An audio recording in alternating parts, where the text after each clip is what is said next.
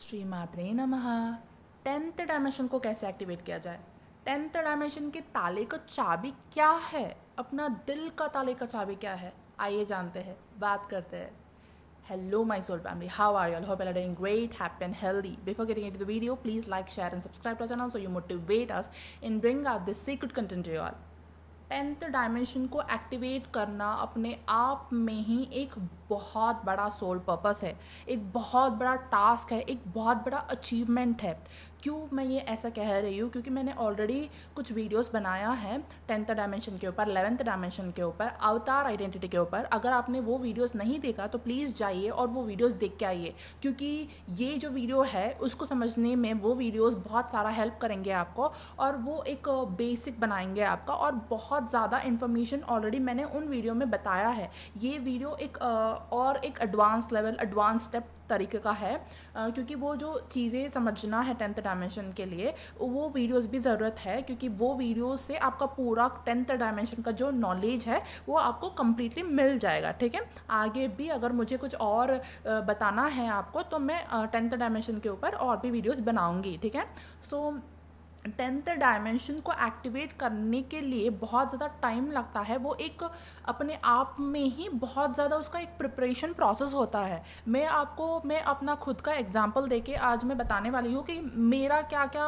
रहा है, मेरा कैसा वो प्रिपरेशन प्रोसेस हुआ है। ठीक है, सो आपको लग सकता है कि कुछ ही महीनों में या फिर कुछ ही साल, हम अगर कुछ महीनों में या फिर कुछ ईयर, एक दो ईयर्स हम इनवर्क कर लेंगे तो हमारा 10th डायमेंशन एक्टिवेट हो जाएगा। ऐसा नहीं है, क्योंकि अगर आप मेरा स्टोरी सुनोगे ना तो आपको समझ में आएगा कि कितने सालों का वो प्रिपरेशन प्रोसेस रहा मेरा, कितने सालों का वो मेहनत रहा, वो अंडरस्टैंडिंग रहा, वो डीएनए एक्टिवेशंस रहा, वो नॉलेज गैदरिंग रहा। ठीक है, सो जब मैं कॉलेज में थी कुछ साल पहले, तब मेरा सेमेस्टर एग्ज़ाम्स चल रहे थे और उस टाइम पे हमें प्रिपरेशन हॉलीडेज़ दिया गया था। ठीक है, सो प्रिपरेशन हॉलीडेज़ के दौरान कभी कभी मैं प्रोफेशनल कॉलेज में थी, मैं प्रोफेशनल एग्ज़ाम्स की तैयारी कर रही थी, और वो प्रोफेशनल एग्ज़ाम्स अपने आप में ही वो बहुत ज़्यादा हेक्टिक होते हैं, बहुत ज़्यादा पढ़ना पड़ता है, और आपको एक सांस भी लेने का ना टाइम नहीं मिलता, उतना ज़्यादा आपको पढ़ना पड़ता है, क्योंकि वो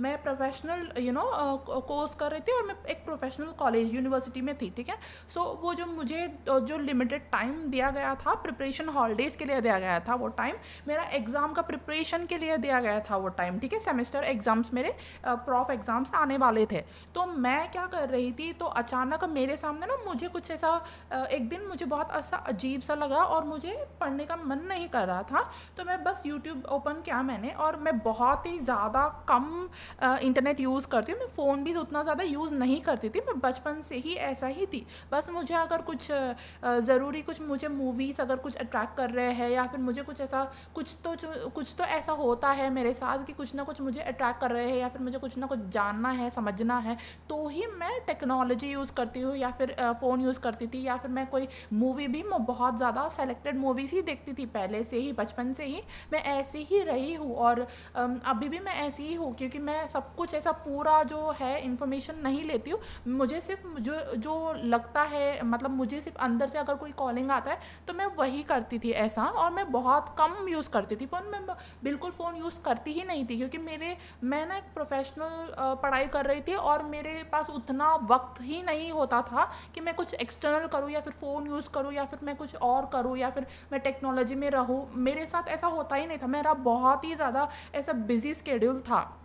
आप समझ सकते हो कि मैं अगर बोल रही हूँ कि हमें ऐसा सांस लेने का भी टाइम नहीं मिलता था, और हमें पूरा का पूरा पढ़ना पड़ता था, दिन रात बहुत ज़्यादा पढ़ाई करना पड़ता था, ऐसा था हमारा हालत। ठीक है, तो ऐसे वक्त पे मुझे अचानक से मुझे ऐसा लगा कि मुझे कुछ पढ़ने का मन नहीं कर रहा है, मुझे कुछ मैं बहुत बिजी रहती थी, लेकिन वो बिजी स्केड्यूल में भी ना मुझे कुछ अजीब सा लग रहा था, तो मैंने अचानक से यूट्यूब ओपन कर दिया तो मेरे सामने एक सीरियल आया, अलादीन वाला सीरियल आया। ठीक है, एक सीरीज सीरीज़ था वो या फिर वो सीरियल था, मुझे एग्जैक्टली उसका नाम वो याद नहीं है। अगर मुझे उसका वो टाइटल या फिर वो सीरियल याद आ जाए ना, मैं डेफिनेटली कमेंट में वो पिन कर दूंगी, ठीक है, कमेंट सेक्शन में मैं बता दूंगी और उसका लिंक भी दे दूंगी। अगर आपको समझ में आता है या फिर आपने वो ऑलरेडी देख लिया है, याद आ गया, तो आप भी मेरी तरफ से प्लीज़ कमेंट में शेयर कर दीजिएगा ताकि बाकी लोगों को भी हेल्प हो जाए। तो उस टाइम पे ना क्या हो रहा था कि वो आया था मेरे सामने, और वो जैसे ही मेरे सामने आया तो मेरे अंदर ना ऐसे लग रहा था कि मेरे अंदर कोई भूत ही चढ़ गया हो। मतलब मुझे ऐसे लग रहा था कि ये मुझे देखना है, ये मुझे देखना है। मैं बस, वो एक लड़का था जिसने वो एलादीन वाला कैरेक्टर किया था। तो जैसे ही मैंने उस लड़का और वो टाइटल, वो जो होता है ना कि सीरीज़ के मतलब पहले वो लोग थोड़ा सा टाइटल टाइप का, मतलब वो ट्रेलर टाइप का रिलीज़ कर देते हैं, तो मैंने वो देखा पहले। तो वो ट्रेलर वाला जब मैंने देखा ना, तो मुझे ऐसा लगा वाह, ये लड़का तो एकदम अलादीन जैसा ही मतलब है। और ये बहुत ही, मुझे अंदर से ऐसा लग रहा था कि मुझे ये देखना है, मुझे ये देखना है, मुझे ये देखना है। मैं क्या कर रही थी कि पूरा दिन रात ना मैं खाना वाना छोड़ के बस मैं खाया पिया, मैंने क्या कर रही हूँ क्या नहीं कर रही हूँ, मैं नहा रही हूँ नहीं हूँ, मुझे कुछ नहीं फ़र्क नहीं पड़ता था। मैं सिर्फ ना वो, जब से मैंने फर्स्ट टाइम वो देखा वो ट्रेलर देखा वो सीरीज़ का, तब से मैं लग गई उस देखने में। सारे एपिसोड एक के बाद एक दिन रात ना वो देखते जा रही थी। मुझे समझ नहीं आ रहा था मैं क्यों ऐसा कर रही थी। उस टाइम पे तो मुझे बिल्कुल ही नहीं पता था ऐसा कि मैं क्या हो रहा है मेरे साथ। मुझे ना उस चीज़ का लत लग गया था ऐसे कि ये देखना है, ये कंप्लीट करना है, ये देखना है, हर एक एपिसोड देखना है, हर एक इंच देखना है। मैं ऐसा उसको ऐसा एक शिद्दत रहता ना, शिद्दत के साथ पूरा देख रही थी कि मैं उसका एक भी सीन, एक भी डायलॉग मिस नहीं करती थी। पूरा का पूरा ऐसा बहुत ही ज़्यादा शिद्दत और कंसंट्रेशन के साथ देखती थी। मुझे बहुत ही ज़्यादा शिद्दत और कंसंट्रेशन के साथ उस टाइम पे पढ़ाई करना था, क्योंकि मेरा एग्ज़ाम्स थे, प्रोफेशनल एग्ज़ाम, सेमेस्टर एग्ज़ाम्स। पर उस टाइम पे ना मैं उस शिद्दत से वो देख रही थी। तो क्या हुआ ना, मेरा रूममेट मुझे बता रहे थे कि आप मतलब पढ़ने नहीं वाले हो क्या, मतलब पूरा यही देखने वाले हो ऐसा। पर फिर भी मैं देख रही थी, पर मुझसे हो ही नहीं रहा था। मुझे ऐसा लग रहा था कि नहीं, देखना है, क्या होगा आगे, क्या होगा आगे, क्या होगा, ऐसा मैं देख रही थी उस चीज़ को, ठीक है। और उस सीरियल का भी ना ऐसे लाइक 300 कुछ एपिसोड्स ऐसे होंगे शायद, मुझे अभी याद नहीं है क्योंकि वो 2-3 साल पहले की बात है। तो उसका वो सीरियल का जितने भी एपिसोड्स बने ना, उनमें फर्स्ट एपिसोड्स के से लेके मैं कंटिन्यूस ऐसा देख रही थी। और ना वो एक पूरा वो जो सीरियल था, वो पूरा कॉन्सेप्ट उस चीज़ का ना, बगदाद, ईरान, इराक और आलम्ब्रा जो बोलते हैं हम, वो उस चीज़ से, उस प्लेसेस से, उस ग्रिड से रिलेटेड था। ईरान, इराक, बगदाद, ये सारी चीज़ें। और वो जो अलादीन थे वो माजिग्रेल किंग थे, ठीक है, उस जगह पे, उस टाइमलाइन पे। अभी मुझे गूज़बम्स भी आ रहे हैं।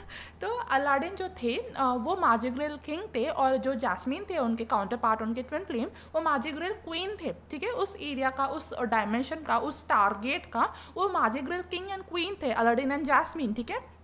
सो वो स्टोरी, वो सीरियल भी वो अलादीन एंड जैस्मीन के ऊपर ही है। और ये आई एम रियली ग्रेटफुल कि ये सीरियल, ये सीरीज़ भी ना इंडियन वालों ने ही बनाया है। हमारा जो इंडियन टेलीविज़न चैनल जो लोग होते हैं, उन लोगों ने ही बनाया है ये सीरियल। ये हमारा इंडियन सीरियल ही है, पर वो लोगों ने इतना अच्छा बनाया ना उस चीज़ को कि ऐसा लग रहा था कि वो लोग इंडियंस नहीं हैं, वो लोग ईरानियंस ही है, ऐसा लग रहा था मुझे। वो लोग उस टारगेट से ही बिलोंग करते हैं, वो लोग उस जगह से ही है। वो लोगों ने इतना डिटेल में, उतना अच्छी तरीके से हर चीज़ को, वो स्टोरी को वो लोगों ने वो ब्रिंग आउट किया कि मुझे बहुत अच्छा लगा। मुझे ऐसा बहुत ग्रेटफुल फील हो रहा है उन लोगों के लिए जिन्होंने भी ये सीरियल बनाया ना। Thank you so much. अगर मतलब मैं एनर्जेटिकली उनको थैंक यू और वो ग्रेटफुलनेस भेज रही हूँ, क्योंकि उन लोगों ने बहुत अच्छा बनाया इस सीरियल को। और उस टाइम पे क्या हो रहा था कि हम, आपको जैसे पता ही है कि अगर हम स्टार सीड्स है, अगर हम ट्विन फ्लेम्स है, डिवाइन फेमिनाइंस है, तो हमारे साथ बचपन से ही कुछ ना कुछ होता रहता है। तो उस सेमेस्टर के टाइम पे भी ना मेरा ऐसा टूटना बिखरना, not because I had any boyfriend, मेरा कोई रिलेशनशिप कहाँ भी नहीं था, ठीक है। मेरा जो जो वोन्स थे वो सब कुछ मेरा कार्मिक जो फीमेल फ्रेंड्स हैं उनकी तरफ से आ रहे थे। और मेरा लाइफ सिचुएशंस भी ऐसा मुझे मेरे अंदर, मेरे हार्ट के अंदर वो वोन्स क्रिएट कर रहे थे। सो उस टाइम पे क्या हो रहा था कि मुझे ऐसा बहुत ज़्यादा ऐसा डिप्रेस फील हो रहा था, और मुझे समझ समझ नहीं आ रहा था कि मेरे साथ क्या ही हो रहा है, मेरा लाइफ में कुछ भी ऐसा मुझे हैप्पी फील नहीं हो रहा था। मुझे बस बहुत ऐसा इनकम्प्लीट वो हैप्पी स्टेट, सैड सैड रहना, वही फील हो रहा था। डिप्रेस वैसा ही फील हो रहा था। मैं एक जिंदा लाश की तरह ही जी रही थी। मेरे अंदर कोई ऐसा हैप्पीनेस ही नहीं था। ऐसा थी मेरा हालत। ऐसा था कि मैं बहुत ऐसा पेन फील कर रही थी अपने अंदर, क्योंकि मेरा वो पेन बॉडी बहुत ज़्यादा वो वुंडिंग देने की वजह से, लोगों की वजह से, या फिर सिचुएशंस की वजह से, या फिर मेरा खुद के ही वजह से मेरा पेन बॉडी बहुत ज़्यादा ऐसे एक्टिवेटेड था उस टाइम पे। ठीक है, वीडियो ऑलरेडी 10 मिनट्स हो चुका है, तो मैं नेक्स्ट पार्ट में कंटिन्यू करूँगी ये स्टोरी। ठीक है, thank you so much for tuning in. श्री मात्रे नमः।